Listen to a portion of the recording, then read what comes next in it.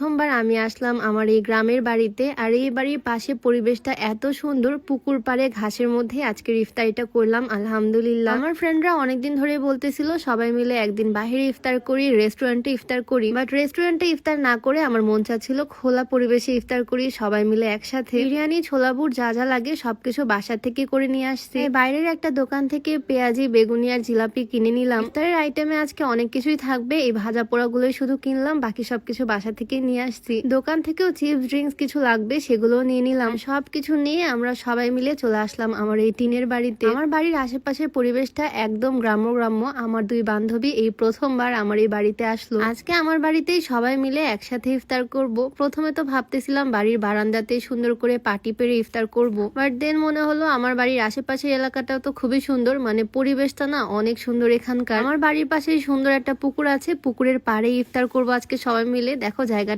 কি সুন্দর। আশেপাশে একটু ঘোরাঘুরি করে আমরা এই জায়গাটা সিলেক্ট করলাম পুকুরের পাড়ে। পাটি, বেডশিট, খাবার দাবার যা যা লাগে সবকিছু নিয়ে চলে আসলাম এই খোলা জায়গাতে। সবাই মিলে একসাথে এইরকম একটা পরিবেশে ইফতার করব, কি মজা তাই না? ইফতারের টাইম হওয়ার আগে আমরা সবাই মিলে প্লেট সবকিছু সাজিয়ে ফেলবো এখানে। আর ফলমূল কাটাকুটিও এখন পর্যন্ত বাকি, সবকিছু আস্তে ধীরে করব আর সবাই মিলে একসাথে ইফতার করব এখানে। পরিবেশটা দেখলেই তো শান্তি লাগতেছে, কি সুন্দর একটা গ্রাম্য ভাইবস। পিছনে পুকুর, সাইডে বাঁশঝাড়, একটা আমের বাগান আর ঘাসের উপরে বসে আছি আমরা সবাই। একটা সময় ফ্রেন্ডদেরকে নিয়ে কাটানো এই দিনগুলো হয়তো খুব মিস করব। আগে তো ভাবতাম বিয়ে হলেই হয়তো ফ্রেন্ডরা পর হয়ে যাবে, ফ্রেন্ডদের সাথে আর কমিউনিকেশন থাকবে না, বাট দেখো বিয়ের পরেও আমরা কি সুন্দর সবাই একসাথে। আমার বান্ধবীদের বিয়ের পরেও ইনশাল্লাহ আমরা সবাই এরকমই থাকবো। তখন একজন আরেকজনের শ্বশুর বাড়িতে যাব ঘুরতে। আমাদের মধ্যে বন্ডিংটা হয়তো তোমরা ভিডিওতে দেখলেই বুঝতে পারো। দেখো জবা কিন্তু হিন্দু ও রোজা থাকে না, বাট কি সুন্দর আমাদের সাথে ইফতার পার্টিতে অ্যাটেন্ড করে, সবাই মিলে একসাথে ইফতার করি আমরা। আর ও কি সুন্দর করে ইফতারের আইটেম গুলো গুছিয়ে দিচ্ছে। ইফতারের আর বেশিক্ষণ বাকি নাই, তাই সবাই মিলে একসাথে অ্যারেঞ্জ করতেছি। এদিকে আমি শরবতটা গুলিয়ে নিচ্ছি। আর ভিডিওর মাঝখানে তোমাদেরকে একটু দেখিয়ে দিতে চাই একটা organic hair combo. Hair oil আর হেয়ার প্যাকের এই কম্বোটা সম্পূর্ণ অর্গানিক। 30টারও বেশি প্রাকৃতিক উপাদান আছে এই তেলে। রোজমেরি, তিল, মেথি, কালোজিরা সবকিছু বাহির থেকে দেখা যাচ্ছে। এই তেলটার মেইন কাজ হচ্ছে চুল পড়া কমাবে, প্লাস নতুন চুল গজাবে, ছোট ছোট বেবি হেয়ার গজাবে, প্লাস চুলটাকে অনেক বেশি শাইনি ঝলমলে করবে, চুলে পুষ্টি যোগাবে। আর এটা হচ্ছে হেয়ার প্যাক। এই হেয়ার প্যাকটা ইউজ করলে চুলে অন্যরকম একটা শাইন আসবে আর চুলটা অনেক বেশি সফট হবে। দুইটা প্রোডাক্টের এই কম্বো সম্পূর্ণ অর্গানিক। এটা তোমরা অর্গানিক রুট ফেসবুক পেজ থেকে পাবা, পেজটা আমি ডিসক্রিপশনে মেনশন করে দিব।